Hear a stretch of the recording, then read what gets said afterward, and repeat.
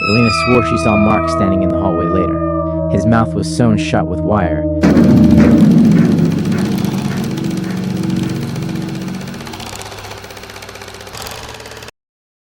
I don't know if I'm hallucinating or if something out there is deliberately twisting my memory. I haven't slept in 3 days. If you're reading this, I need help. I'm sending this from a stolen satellite uplink, and I don't know how long I have before it finds me again. It started when I was hired by a Catholic archival institute as a freelance audio technician.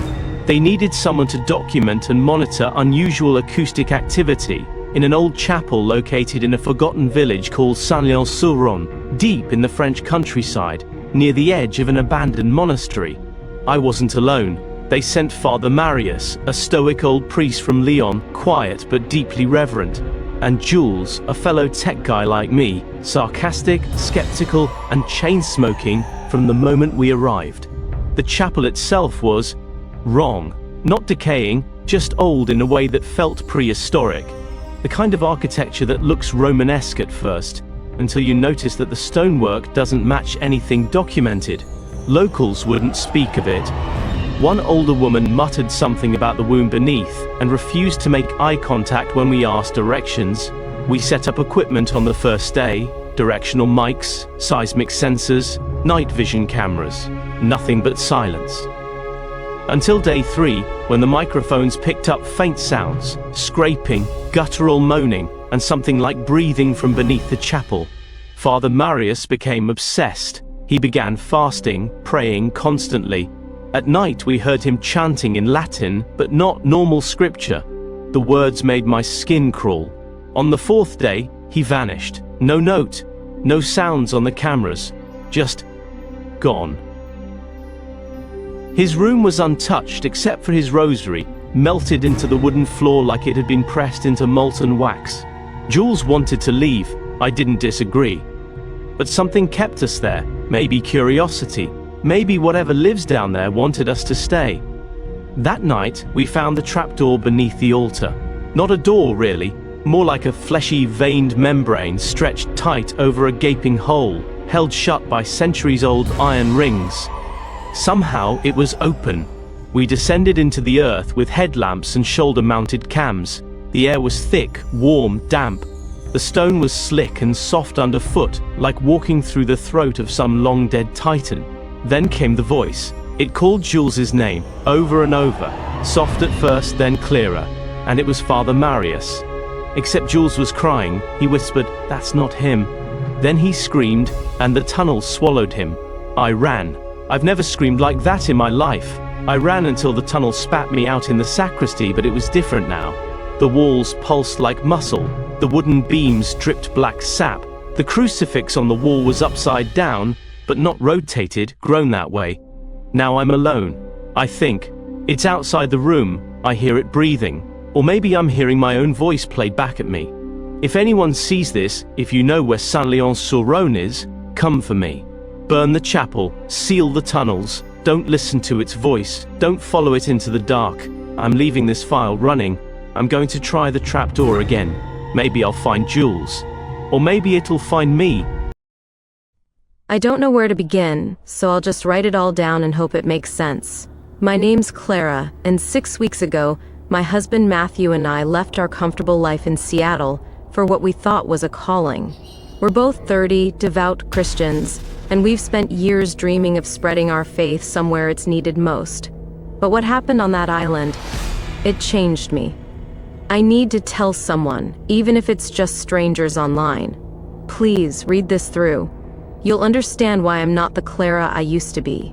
It all started when Matthew found a blog post about a place called Isla de las Cenizas, a tiny speck in the Philippines' Sulu archipelago. The post called it a forgotten Eden where people clung to old ways, rituals tied to the sea and the volcano that looms over the island. To us, it sounded like a challenge, a community untouched by the gospel, waiting for light. Matthew's eyes lit up when he talked about it, and I couldn't say no. I've always been the dreamer, the one who sings hymns like they're love songs, while he's the planner, all logic and quiet conviction. So we packed light, Bibles, a guitar, a few clothes, and flew halfway across the world. The journey was grueling. A rickety ferry dropped us at a dock made of driftwood, where the air smelled of salt and something sharper, like burning coral. Isla de las Cenizas was breathtaking but eerie. Black sand beaches fringed with mangroves, huts woven from bamboo, and that volcano, Mount Luningning, always watching, its peak wreathed in mist. The villagers greeted us with smiles that didn't quite reach their eyes. Their leader, a woman named Aling Salom, was tall and weathered, with tattoos curling up her arms like waves. Her husband, Mang Dencio, was softer, offering us coconut wine and a hut near the shore. They called us guests of the tide, which I thought was poetic. Matthew just squeezed my hand. We settled in fast. I'd sing in the village square, old spirituals mostly, my voice carrying over the crash of waves, while Matthew read scripture to anyone who'd listen. The kids loved my songs, clapping along, but the adults were harder to read. They'd nod politely, then drift off to whisper under the banyan trees. At night, they'd gather on the beach, lighting bonfires that sent sparks toward the stars. Their chants weren't Tagalog or any dialect I recognized, just a low rhythmic hum that seemed to vibrate in my chest. Matthew said it gave him headaches. I told him it was just culture shock, that we had to earn their trust. But the island had a pull I couldn't explain. Aling Salome started inviting me to help with their preparations for the Pistang Apoy, a festival to honor the fire beneath the sea. I learned to weave palm fronds into intricate masks, each one shaped like a fish or a flame. The women taught me to grind shells into powder for paint, its chalky scent clinging to my fingers. They laughed when I fumbled, but their eyes were warm, like I was becoming one of them. I'd catch myself humming their chants, swaying to rhythms I didn't understand. It felt right, like a melody I'd forgotten. Matthew wasn't adjusting. He'd spend hours staring at the volcano, muttering about wrongness in the air. One night, he woke me up, his face pale. He'd seen Dencio and some men dragging a bundle into the mangroves, something heavy, wrapped in nets. It smelled like blood, Clara, he whispered. I brushed it off as nerves, but his words stuck with me. The next day, I noticed scratches on the hut's floor, like claws had scraped the bamboo. I didn't tell him. I didn't want to scare him more. As the festival approached, Matthew got worse. He stopped eating the fish stew they gave us, saying it tasted too alive. I begged him to stay open-minded, to see the beauty in their ways. The truth is, I was falling in love with the island. The way the tides sang, the way the bonfires seemed to pulse with the volcano's heartbeat. Aling Salome noticed. She'd touch my shoulder and say, "The sea chose you, Anak." I didn't know what she meant, but it warmed me inside. The night of the Pista Ingapoy was like a dream. The village glowed with torches, their flames reflected in the black sand. Villagers wore those palm frond masks, their faces unrecognizable, almost otherworldly. I was given a dress of woven seaweed, cool against my skin, and a crown of coral that pricked my scalp. Aling Salom led me to the center of the beach, where a massive pyre crackled, its smoke thick with the scent of charred salt. The drums started, deep and relentless, and I danced. I don't know how long, minutes, hours, but my body moved like it knew the steps, like the island was guiding me. I saw Matthew once, surrounded by men in shark masks. He looked lost, his eyes wide, but Dencio clapped his shoulder, laughing. I told myself he was fine, that he'd feel the joy I felt. The chants grew louder, the fire hotter, and I swear I saw shapes in the smoke, limbs, eyes, things that weren't human. Aling Salome whispered, "The fire accepts you," and I believed her. I wanted it too. When the drums stopped, the beach was quiet. Matthew was gone. I asked where he was, and Aling Salome smiled, her tattoos glinting in the firelight. "He's with the tide now," she said. I nodded, calm, like it was the most natural thing. The next morning, I packed my guitar and left on the ferry, alone. The villagers waved, and I waved back, my heart full. Back in Seattle, I try to live normally, but the island's still with me. I hear the drums when I close my eyes. I smell smoke in my hair, even after a shower. I don't sing hymns anymore. My voice only wants those chants, the ones that hum like the sea. Matthew's clothes are still in our closet, but I don't miss him. Not really. Because here's the thing I didn't say. I know where Matthew went. The Pista Ingapoi wasn't just a festival. It was an offering, a gift to the fire that lives in the volcano, the sea, the air. Matthew was the gift. I saw him carried to the pyre, his wrists bound with nets, his mouth silent. I didn't scream. I didn't stop them. I danced harder because I knew. He was what the island needed to let me stay, to make me whole. I'm not sorry. He's part of the tide now, part of the fire. And so am I. My name is Daniel Carter, and I was part of a research team sent to document abandoned Soviet-era bunkers in the Pripyat exclusion zone. 4 of us went in. Only I walked out. And now, something is forcing me to write this. We weren't stupid. We knew the risks. Radiation, unstable structures, the usual. But we'd all done urbex in worse places. Kowloon Walled City, Bielitz-Hallstatten. This was just another job. The bunker was unmarked, buried under overgrown birch trees. Local guides refused to go near it. They called it Proshche, farewell.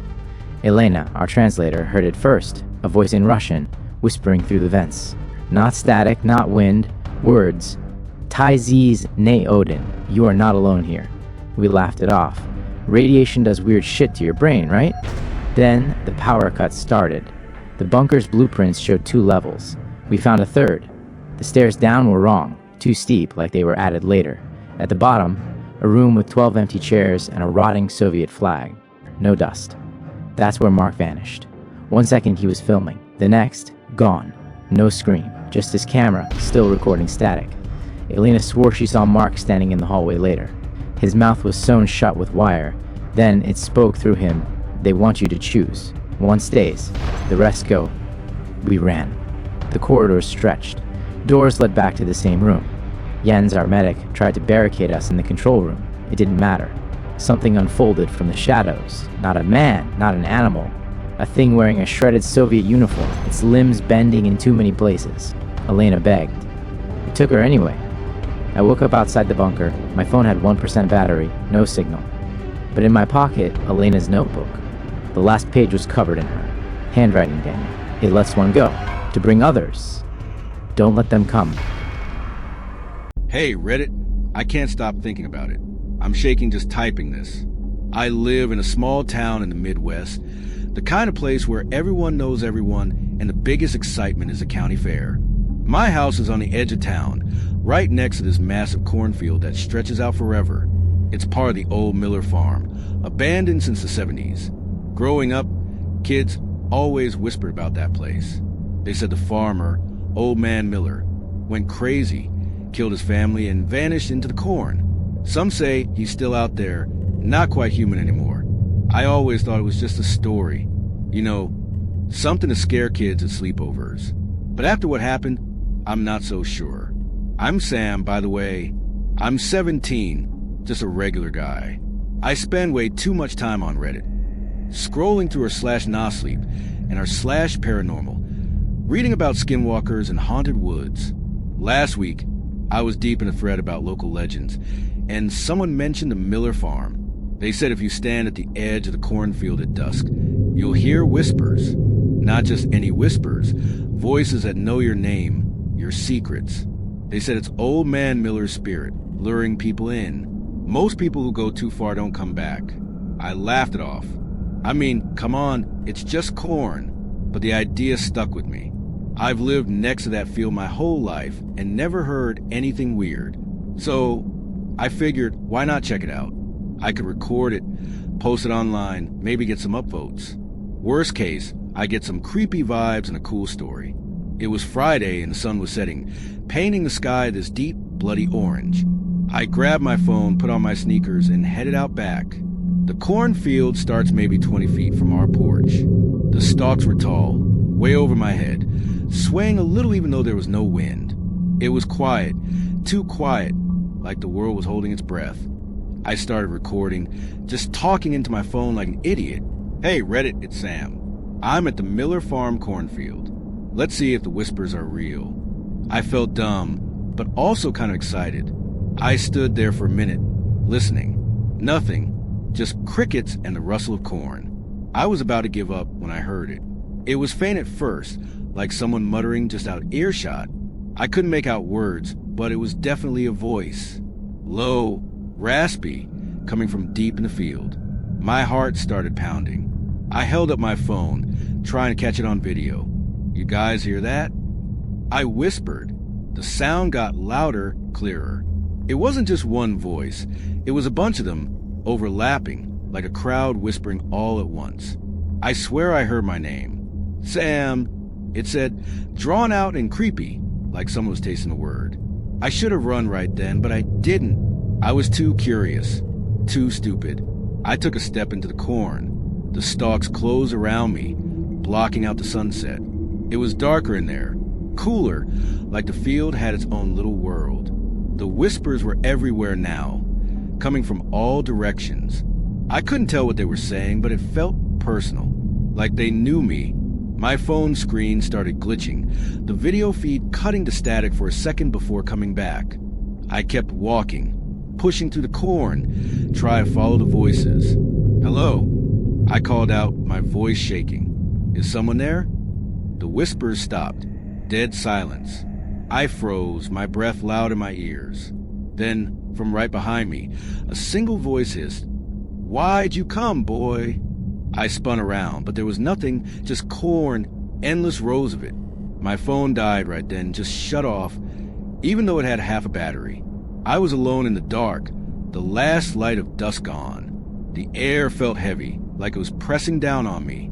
I started walking back, or at least I thought I was. The cornfield didn't feel right anymore. The rows seemed to twist, like they were moving when I wasn't looking. I kept hearing things, little rustles, footsteps that weren't mine. My heart was hammering so hard, I thought I'd pass out.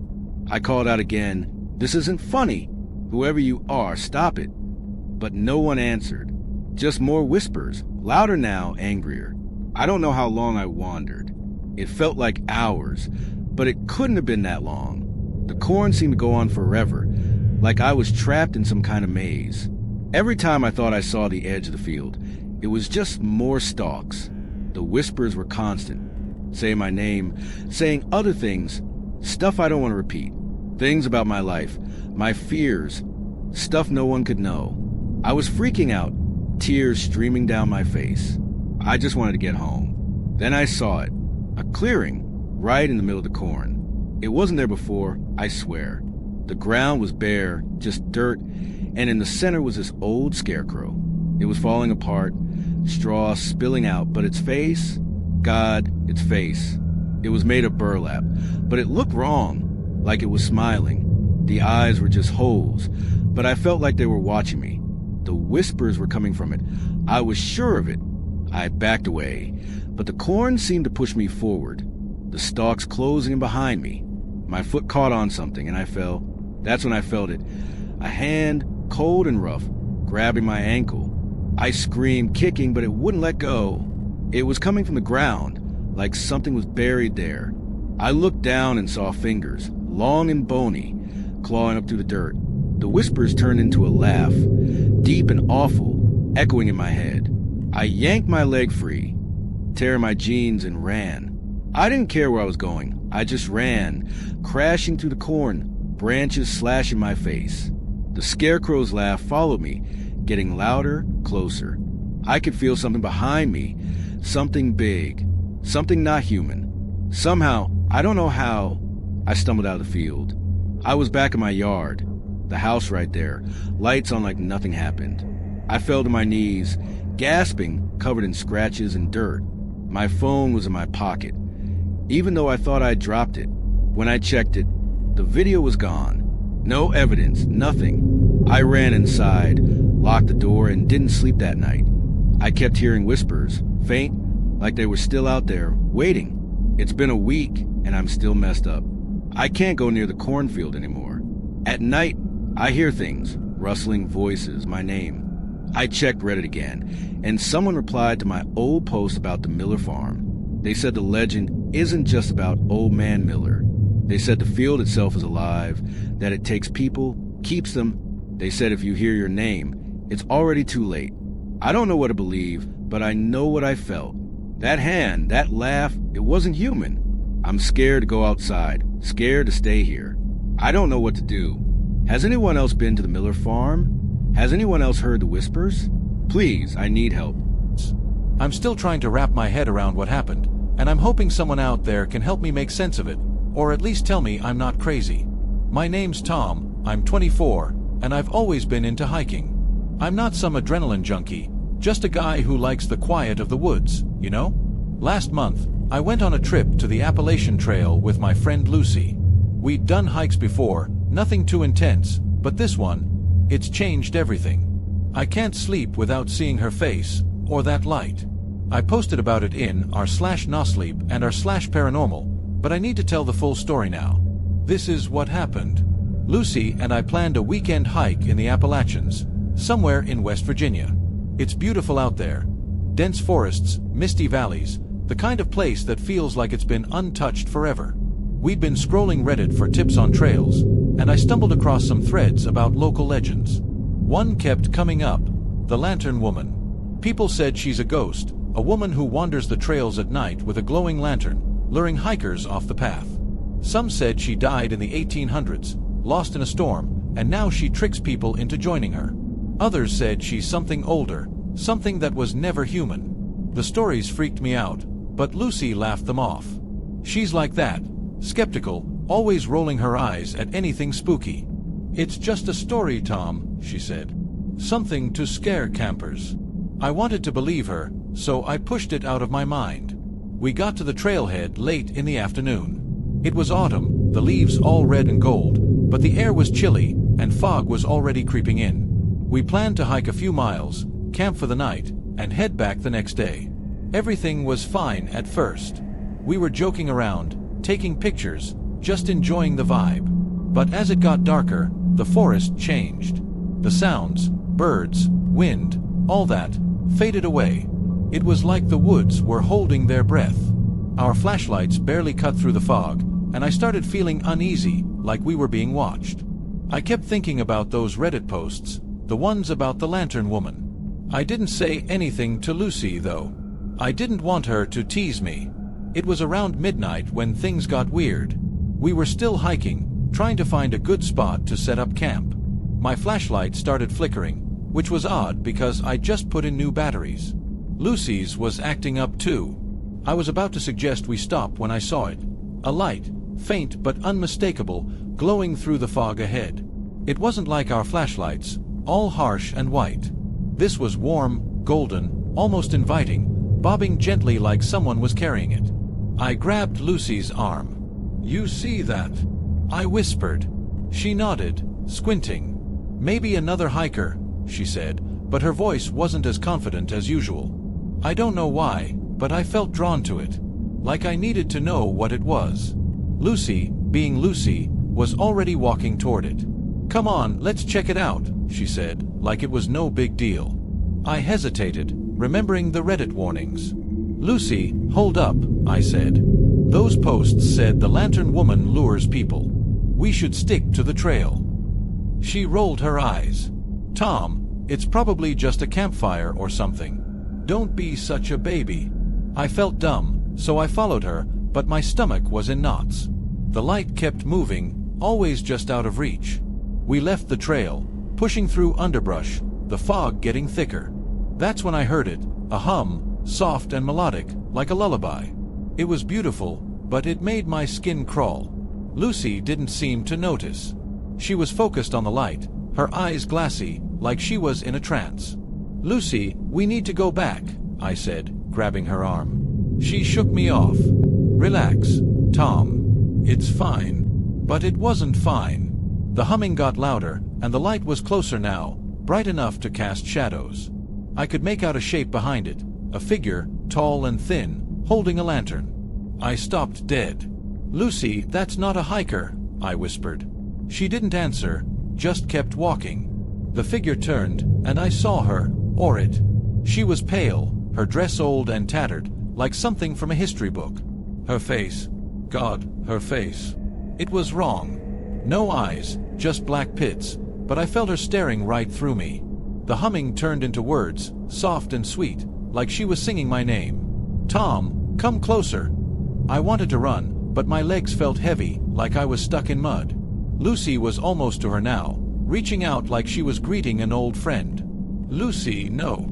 I shouted, snapping out of it. I lunged, grabbing her shoulder, but she turned to me, and her face, it wasn't her. Her eyes were glowing, the same gold as the lantern. She smiled, and it wasn't Lucy's smile. The woman laughed, a sound like breaking glass, and the lantern flared, so bright I had to cover my eyes. I screamed, falling back, and when the light faded, Lucy was gone. The woman was gone. The lantern was gone. Just fog and silence.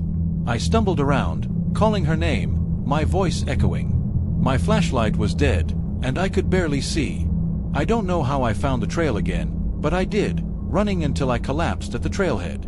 I called the rangers, the police, everyone. They searched for days, but there was no sign of Lucy. No footprints, no nothing. They said she probably got lost, that the fog disoriented her. But I know what I saw. That thing took her. I'm back home now, but I'm not okay. I keep dreaming about that light, that humming. Sometimes I wake up and see a glow outside my window, just for a second. I checked Reddit again, and someone replied to my post. They said the lantern woman doesn't just take you. She keeps you, forever, wandering with her. They said if you see her, she's already chosen you. I don't know what to do. I'm scared to go back to the woods, scared to stay here. Has anyone else seen her? The lantern woman? Please, I need to know I'm not alone. And I'm usually the kind of person who laughs at ghost stories. I love the outdoors, hiking, camping, all that. I thought I'd seen it all, from sketchy trails to weird noises at night. But what happened last week in this forest in Eastern Europe? It's got me questioning everything. I posted a quick version in our /nosleep, but I need to get the whole story out. This is what went down. I was on a solo camping trip in a forest in Poland, near the Belarus border. It's this ancient, sprawling place, all twisted trees and mossy rocks, like something out of a fairy tale. I'd been planning the trip for months, scrolling Reddit for tips on off-the-grid spots. In one thread on our /camping, someone mentioned this forest, saying it was beautiful but had a reputation. Locals called it the Old Woods and avoided it, claiming it was home to some kind of spirit tied to a tree marked with runes. They said if you camp near it, you're marked, and the forest doesn't let you leave. I thought it was just folklore, the kind of thing people make up to keep kids out of trouble. I even laughed about it, posting, "Gonna camp by the spooky tree, wish me luck." I wish I hadn't. I got to the forest in the late afternoon.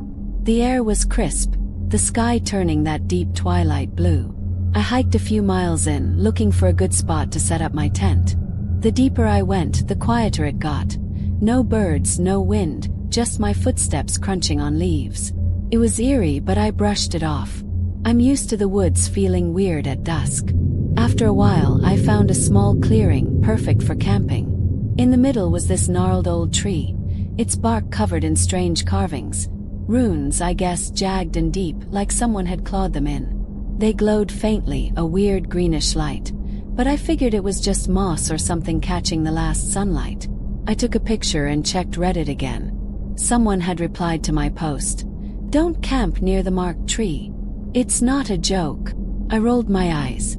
People love their scary stories. I set up my tent, built a small fire, and settled in. The forest was dead silent, which was odd, but I told myself it was just the remoteness. I was scrolling through my phone, reading more about the local legends, when my fire started to dim. Not flicker like it was running out of fuel, it just got weaker, like something was sucking the light out of it. I added more wood, but it didn't help. Then my phone glitched.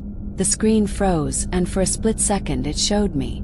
Not a selfie, but my face, staring back from the clearing like I was being watched. I dropped the phone, my heart racing. "Okay, Amelia, chill," I muttered. "It's just a glitch." That's when I heard it. A crack like a branch snapping, but loud, deliberate. It came from the direction of the tree. I grabbed my flashlight and pointed it at the clearing. The runes on the tree were brighter now, pulsing red like a heartbeat. I swear the air felt heavier, like it was pressing down on me. I told myself it was my imagination, but I couldn't shake the feeling that something was out there. just beyond the light. I called out, "Hello? Anyone there?" My voice echoed, but no one answered. Then another crack, closer this time. I spun around, shining my flashlight, but there was nothing, just trees and shadows. I should have packed up and left right then, but I didn't. I don't know why.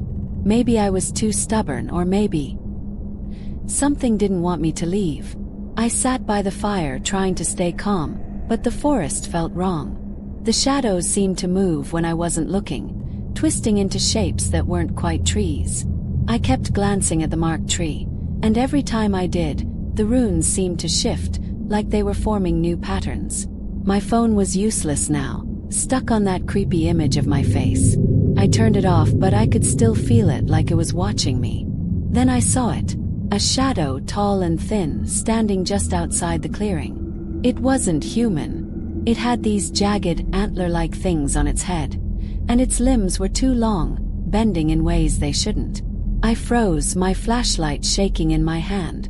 The shadow didn't move, but I felt its eyes on me, heavy and cold. The runes on the tree flared brighter, and a voice, not out loud but in my head, whispered, "You saw the mark." It was low, guttural, like it came from the earth itself. I bolted, grabbing my backpack, but the forest seemed to fight me. Vines I hadn't noticed before snagged my legs. Roots tripped me. Branches scratched my face. The shadow was gone, but I could hear it moving, circling me, its footsteps heavy and uneven. I ran, crashing through the trees, not caring where I was going. The forest screamed. Not wind, not animals, but a sound like voices, hundreds of them, wailing and laughing. I don't know how long I ran. It felt like hours, but the trees never ended. Every time I thought I was out, I'd see the marked tree again, right in front of me, its runes glowing, now spelling something that looked like my name. I was sobbing, begging for it to stop. "Leave me alone." I screamed, but the voices just laughed louder. Somehow, I don't know how, I stumbled onto a dirt road. The forest let me go like it was done with me. I collapsed, gasping, covered in cuts and dirt. My flashlight was gone, my phone was dead, but I was out.